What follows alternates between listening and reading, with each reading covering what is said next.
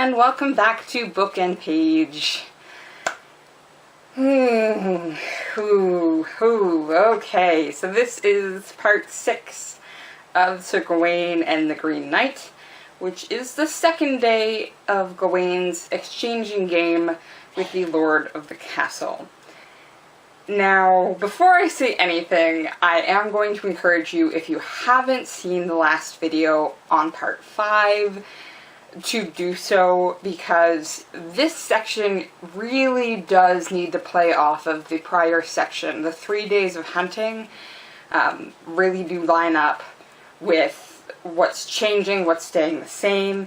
So a lot of the conversation topics today are going to require you to have knowledge of the last video and the not consent that Gawain is giving for this entire situation.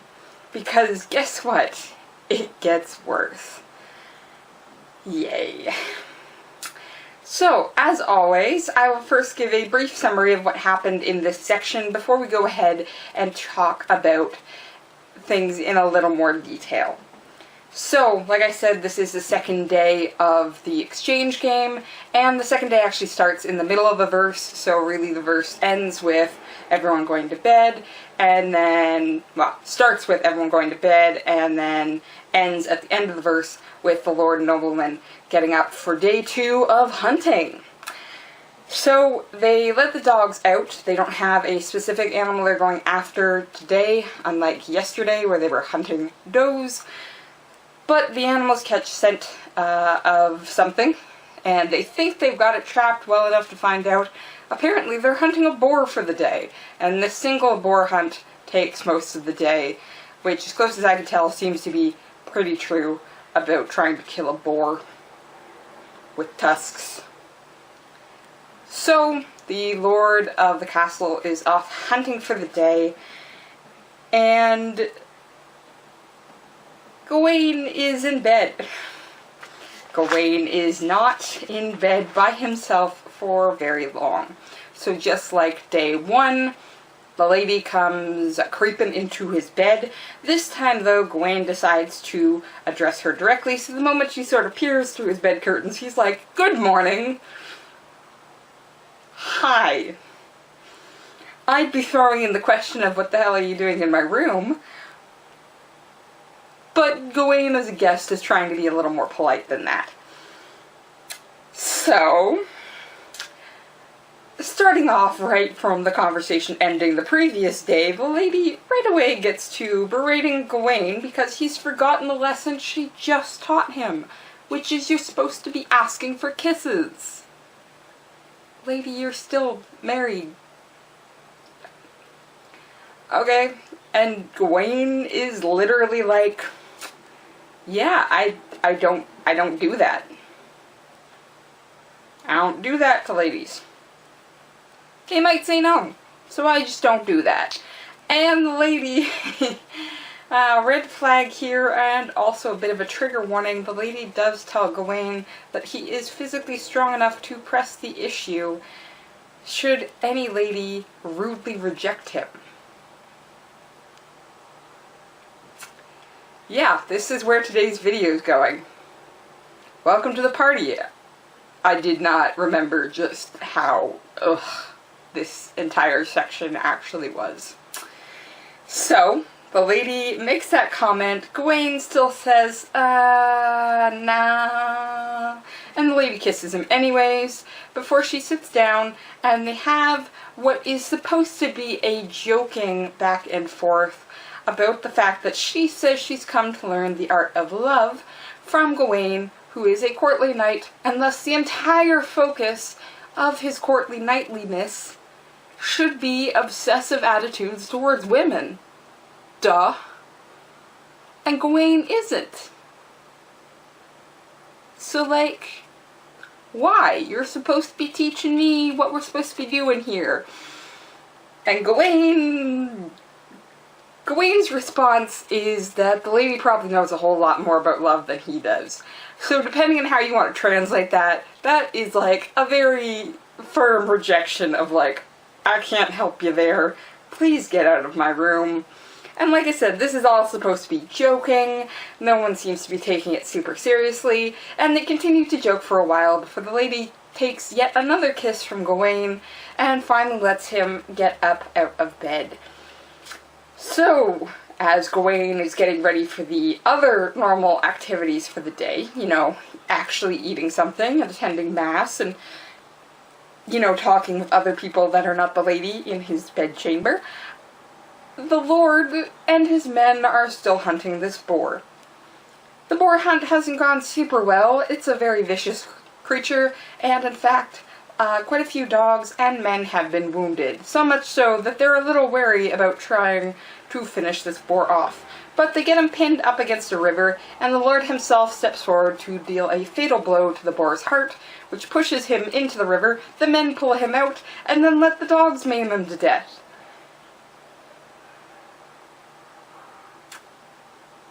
I'd say no boars were harmed in the writing of this, but I can't guarantee that. That was explicit. And so we get a brief butchering scene, not as long as the deer butchering scene from the previous one, but the hunting, killing aspect is played up a little more this time around rather than the butchering. And then the Lord returns home. He's not feeling so great. It's been a hard hunt. He cheers up when he sees Gawain. So Gawain is given the boar's head, which he acts suitably impressed about and horrified. And then the Lord gets the two kisses that Gawain got that are from the Lord's wife. We're not going to talk about that bit. And another difference from the previous section of the first day, rather than wrapping up very quickly to say they talked for a while, had supper, went to bed, the narrator and author actually give us a longer section here at the end where the Lord and Gawain talk a little more. We get a reminder that the Lord has agreed to guide Gawain to the Green Chapel. So we get a reminder that Gawain's going to lose his head in like 2 days. But it's also a reminder there's still one more day to this exchange game that they've agreed on. So, as before, the Lord will go out hunting, and Gawain will hang around the castle. Okay. Yeah, this is the hard part. So like I said, if you've seen the previous video, you could tell just how deeply uncomfortable this scene actually is consent-wise. AKA, there is no consent from Gawain here. Like, he several times does his best, both directly and indirectly, to tell the lady that no, he does not want to have any romantic interactions between them, be that kissing or any more. He's tried to remain very polite and aloof and avoiding the issue in the first day like a deer. But this time, we're hunting a boar, and Gawain's tactics also change to be a little more boar-like.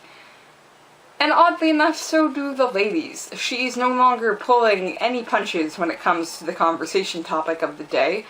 She not only starts with, hey, don't forget that I told you you're supposed to be asking for me to kiss ya, and a lot more past that point of like, this is what knights are supposed to do. You could take it anyways.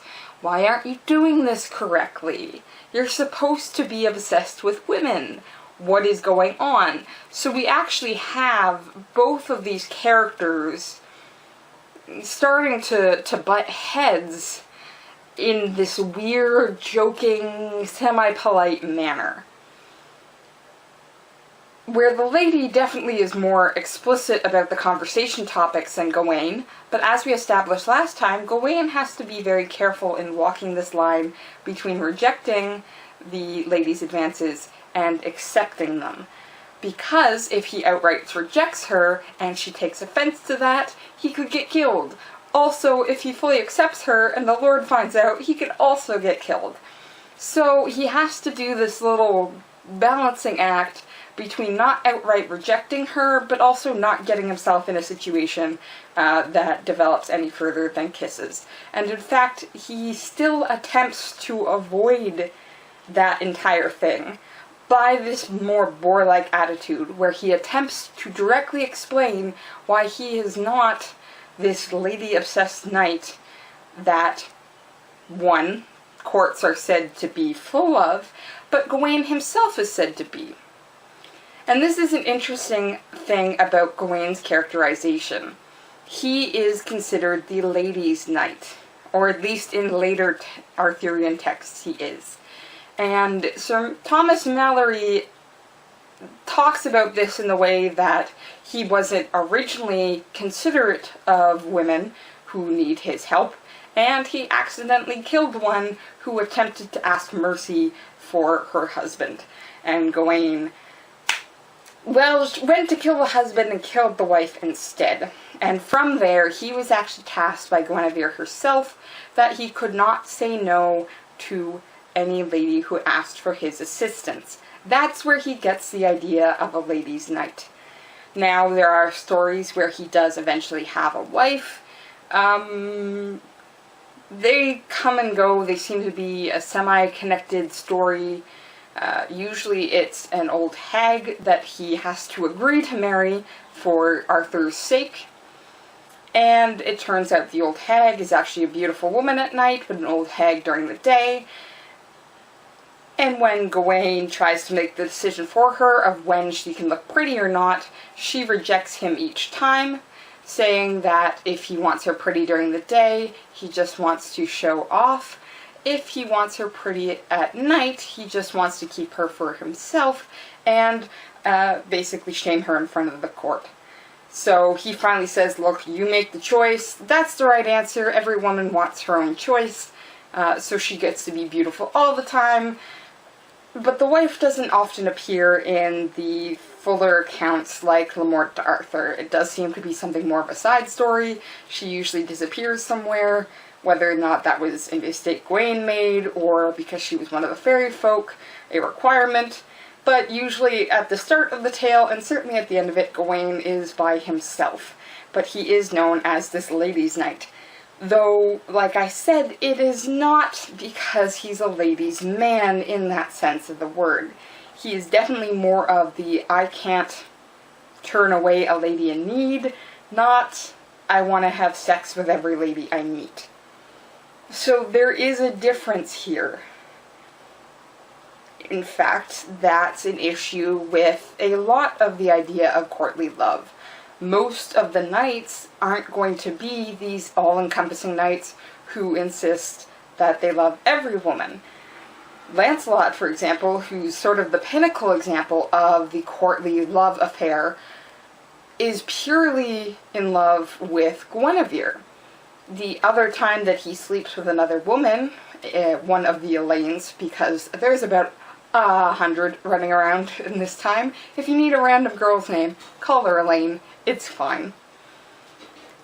She actually has to trick Lancelot in order to sleep with him, which I'd like to point out seems to be another symptom that we have of men not having the ability to consent in these situations. Just like Gawain here is directly saying no as well as he can, and still being put upon to act in this stereotypical manly man, you take what you want manner, which is not Gawain's idea. He doesn't want to be here. He is not the courtly love aspect of knighthood. He is definitely a questing aspect.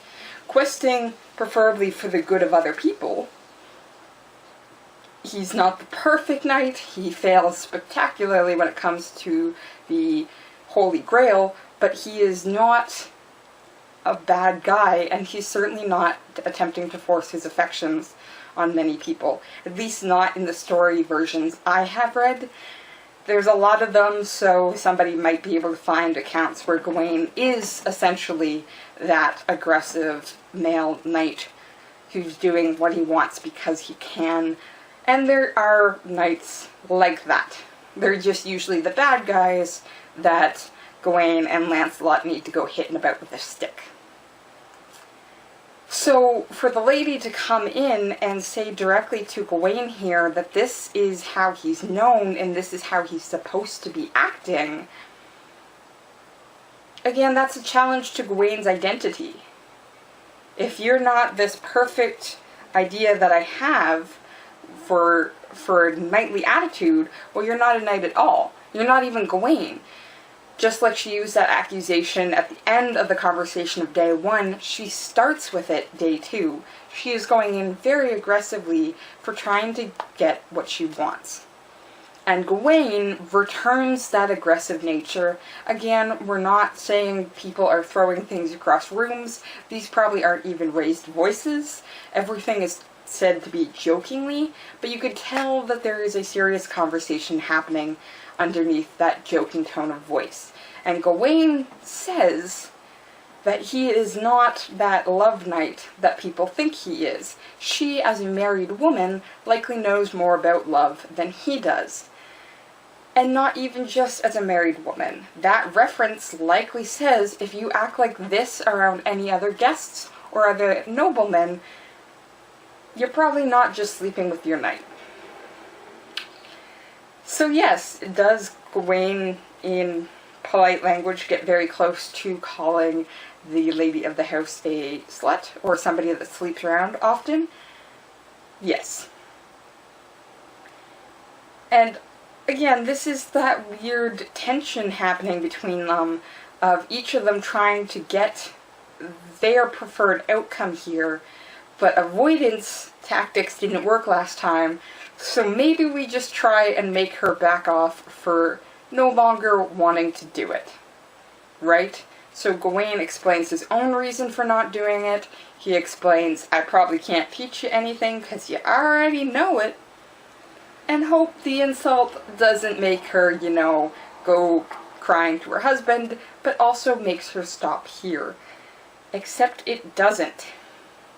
And this is why the narrator, again, pairs Gawain's boorish accents here, of getting nearly insulting, with a boar that dies. This is not a victory for Gawain. He does not successfully extract himself from the situation, nor does the boar do so. In fact, the boar is very violently killed. He gets some hits in himself, and the narrator tells us that he wounded many dogs, he wounded many men. He made everybody start being nervous about actually coming at him.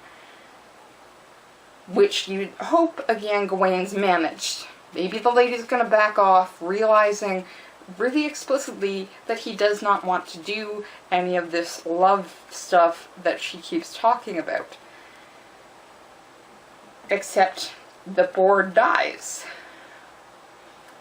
And that is an image on several layers then for Gawain. Because he's dying both in this loss of this argument, because the woman's still insisting. She gets 2 kisses from him this time around.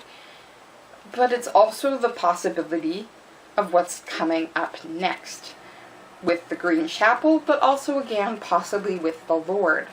Is this boorish attitude a little too much? And is it going to get him in trouble? And you can tell that Gawain is actually deeply upset by the attitude this woman's taking. Before, when we had the end of the day bit, it went very quickly. There was the exchange of gifts, everyone was happy and joking, they went to bed.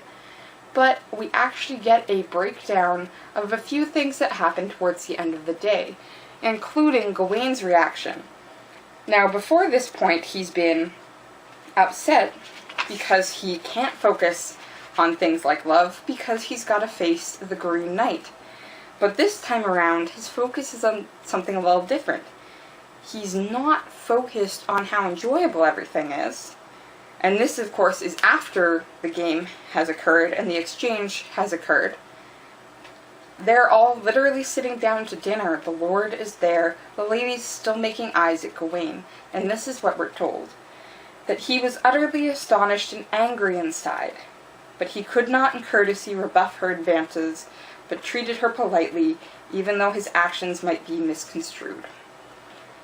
Gawain is actually deeply upset by this lady coming in, saying, no, I know you and you're not acting correctly, and you need to have a relationship with me in order to be the person that you are. Literally, your identity is purely defined by the actions I want you to perform with me. And that is never how anyone wants to be seen, especially when those actions are of a romantic or sexual nature. So yes, Gawain is upset by this, which day one we might have been able to laugh off. Again, it's sort of treated as a joke. But the fact that it's continuing, and the fact that Gawain has said no several times now, and the lady is still insisting, it's upsetting Gawain. His opinion in this does not matter, but he is literally trapped. And he knows full well that anything he does can be misconstrued in one way or the other, and he's still going to get in trouble.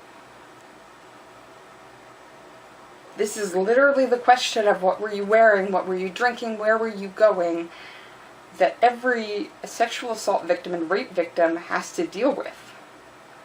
What did you do that brought this on? And Gawain's realizing that he's stuck in a situation that he is deeply uncomfortable with, but cannot escape from. And because he's so focused on it, he starts missing some other hints.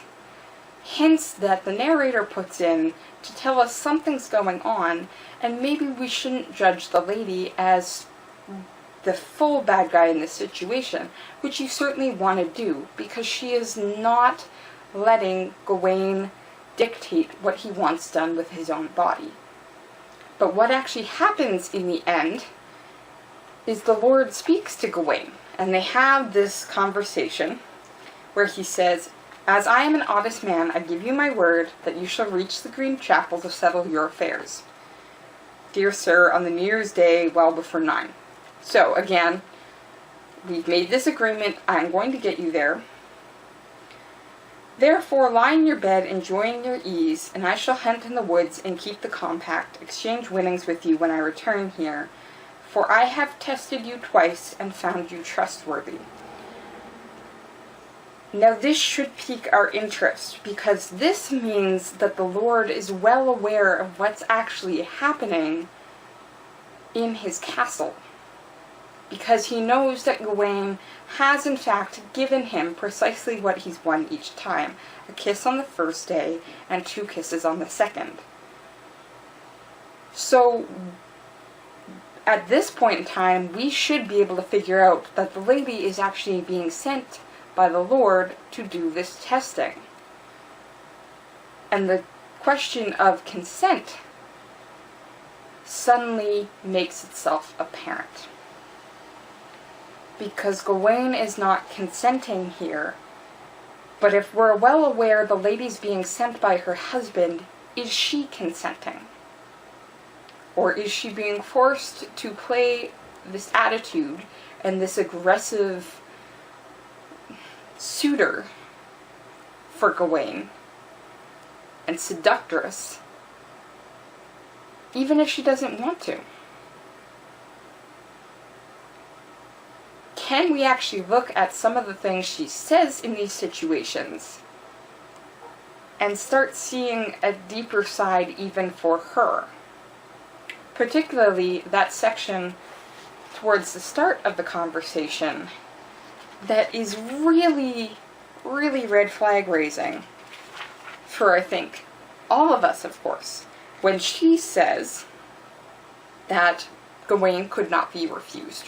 He says he doesn't want to try and ask ladies for kisses because they can say no, so he doesn't even bother. And she says, "You could not be refused. You are strong enough to force your will if you wish, if any woman were so ill-mannered as to reject you." So, of course, that seems like a red flag of like, this isn't how we should be viewing things. But it also points out, when combined with the Lord's comment about testing Gawain twice, that the lady is well aware of how toxic this courtly love idea actually is. And that the ladies are just as trapped in it as the men are. Gawain here is desperately trying to remain polite enough that he does not get in trouble one way or the other.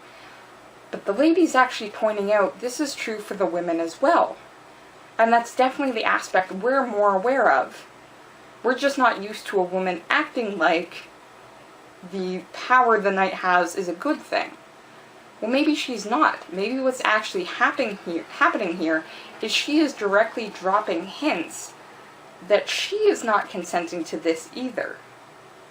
Or certainly is only consenting to something very different, which is a testing of Gawain, not a relationship with him.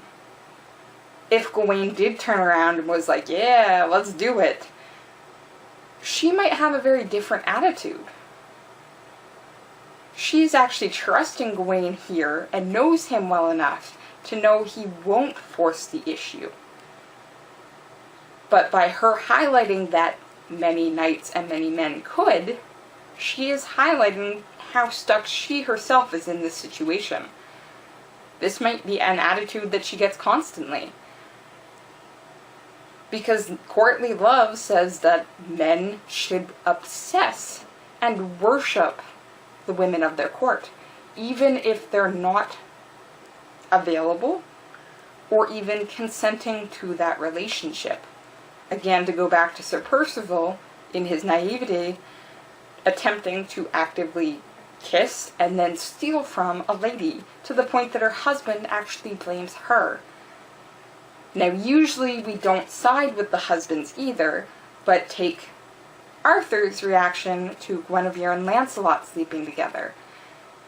Lancelot runs off, and they might go to war with him, but we're going to burn Guinevere at the stake first. Well, the issue is, and it's different from Lancelot and Guinevere, but what happens if, in that case, the woman is not actually consenting? She's merely stuck in this very toxic idea of courtly love, which says she'd be rude to reject a knight, who would be rude not to force the issue.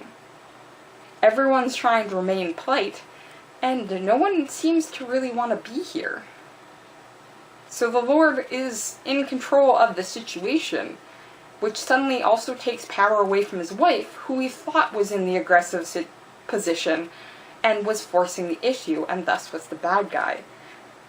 She might not actually be. We might not have just one non-consenting person in this situation. We might actually have two. And in some cases, we do have non-consenting people in these relationships simply because the idea of courtly love is a surprisingly toxic one that we can't seem to escape. I don't want to be worshipped on a pedestal. I wanted to be treated as a human being who has their own agency. And the lady might be acting like she has the power, but we have to remember there is a lord to this castle, and he seems to be in more control than she does. I think I'm uncomfortable all the way around. And that Boar died in a really terrible way. Well, we said Gawain had some boar-like attitudes, but the lady at the castle was also showing some as well. How much of that Boar's death was what can happen to her in this situation too, if the Lord decides to side against her?